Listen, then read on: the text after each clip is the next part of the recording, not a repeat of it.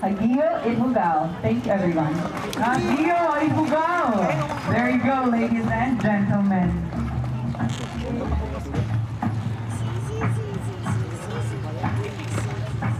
Our ever sportive Miss Valerie Powell. I hope everybody has heard her that you should be a leader on your own and take everything like as an identity from wherever you will go. Yes, partner. And as she has said a while ago that pageantry, this is not just about beauty.